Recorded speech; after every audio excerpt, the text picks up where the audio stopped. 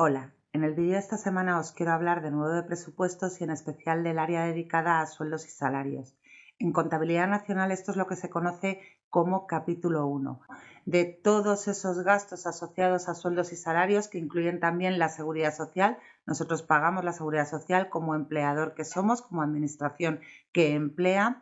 y esto supone un tercio de los ingresos del Ayuntamiento de Galapagar. Un tercio de los ingresos del Ayuntamiento de Galapagar presupuestariamente están destinadas a pagar los sueldos y salarios.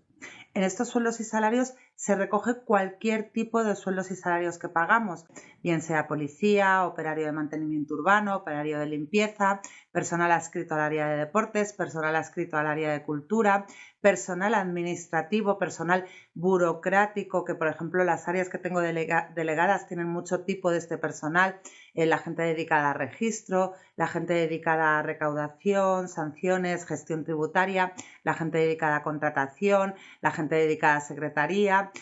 Bueno, pues todo esto está recogido en ese capítulo 1, pero en ese capítulo 1 también está el sueldo de los políticos. Yo sé que normalmente hablar del sueldo de los políticos es algo muy impopular. Yo siempre defiendo que la profesión política es una profesión como cualquier otra, tiene que tener un salario digno, un salario ajustado y además no olvidemos que solamente no se recoge el sueldo de los políticos dedicados al equipo de gobierno, sino que también se recogen las remuneraciones de la oposición porque también tienen que hacer una labor política de oposición y también, lógicamente, yo creo que lo justo es que reciban una remuneración a cambio de esa labor de fiscalización de la gestión del gobierno.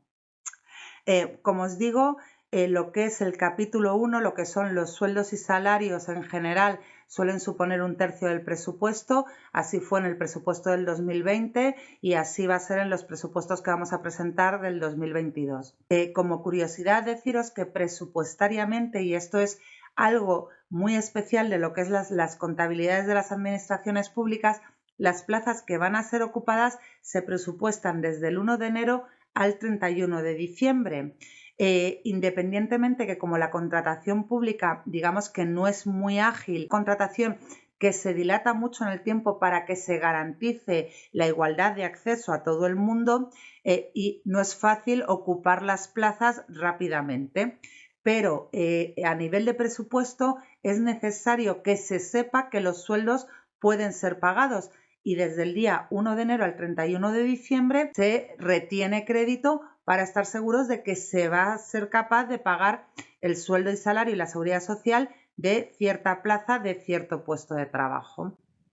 Esto da lugar a que, como normalmente las plazas no son ocupadas desde el día 1 de enero hasta el día 31 de diciembre, este crédito está retenido y esto genera parte de ese remanente de tesorería. Habéis oído hablar mucho del remanente de tesorería, que parece que es que no se gasta. Bueno, tampoco es que no se gaste, es que la contabilidad nacional tiene ciertas peculiaridades que hacen que, por ejemplo, lo que es el capítulo 1, ya os digo, los gastos de personal, sea muy difícil luego de transferir a otras áreas. Y como digo, las plazas normalmente, los puestos de trabajo son móviles en el tiempo, hay bajas, hay altas, hay jubilaciones, hay incorporaciones. Digamos que la rigidez con la que no se puede tratar ese crédito, la poca flexibilidad que tiene, que ese dinero dotado para personal luego sea transferido a otras áreas, esto crea unas bolsas de remanente de tesorería que son importantes. Pero esto es así en todas las contabilidades nacionales, en todas las contabilidades públicas. Además, este equipo de gobierno ha optado por incrementar la plantilla. Primero, cuando entramos, hicimos una labor muy importante de promoción interna. Los empleados públicos, como cualquier tipo de empleado, tiene derecho a la promoción laboral y hacía muchos años que no se producían procesos de promoción interna. También estamos intentando incorporar nuevas plazas, lo estamos haciendo a través de la oferta de empleo público. Desde que se puso en marcha la ley Montoro, las plazas que puede sacar cualquier administración local son muy limitadas, que ni siquiera se podían cubrir todas las plazas de las jubilaciones. Hemos estado durante unos años, ya 10 años que lleva en marcha la ley Montoro, como os digo, 10 años donde ha sido difícil cubrir todas las plazas necesarias.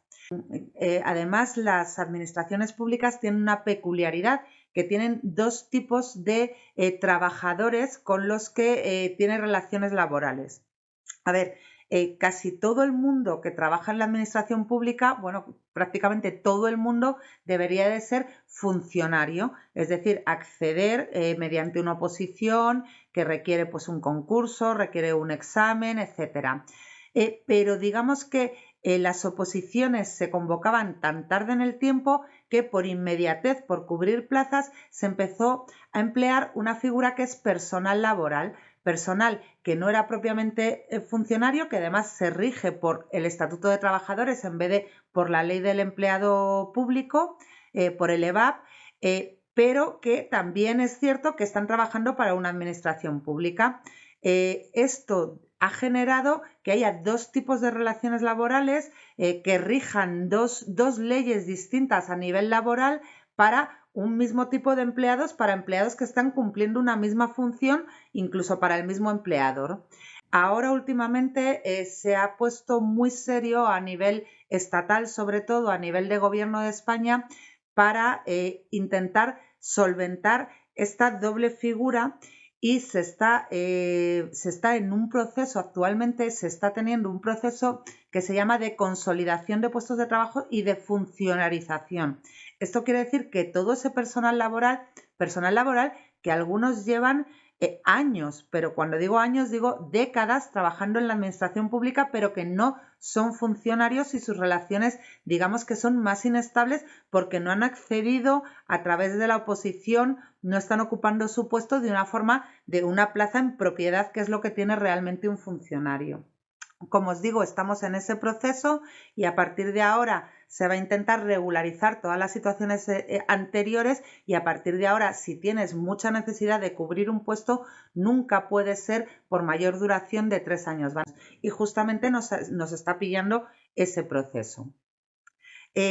Como hemos hablado un poco de los funcionarios tienen su plaza en propiedad, su puesto en propiedad, y yo sé que esto es algo que muchas veces cuando se ve desde fuera de la administración pública es un poco chocante. ¿Por qué alguien tiene una plaza en propiedad, un puesto en propiedad? Yo os digo, esto que genera mucha controversia, yo soy muy partidaria de ello y es que digamos que es una de las formas de evitar la arbitrariedad por parte de ciertos compañeros políticos que en un momento dado presionen a un empleado público en uno u en otro sentido o bien que le coloquen a dedo. Hay una figura que son los cargos de confianza, que también sé que es muy controvertido lo que voy a decir, pero es cierto que también un político cuando llega tiene que tener su pequeño equipo, gente de su absoluta confianza, sobre todo para ciertas tareas. Y digamos que, bueno, pues tienes que crear tu pequeño equipo de confianza. Entre tener un par de cargos de confianza y tener 700 cargos de confianza, creo que todos vamos a saber ver la diferencia. El resumen de todo esto,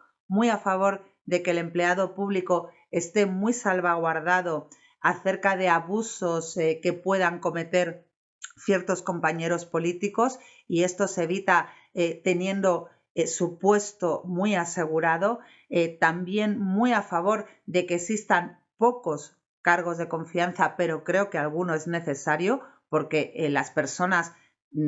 tenemos que poder elegir a nuestros máximos colaboradores y dicho esto, ya os digo, 1/3 de vuestros impuestos se emplea en pagar a todos los empleados, bien sean los gestores en forma de políticos, bien sea aquellos que ayudan a que la gestión vaya mejor, que es la oposición. La oposición, sobre todo, lo que tiene que hacer con su labor es ayudar a que el equipo de gobierno mejore, y bien sean empleados públicos que van desde policía hasta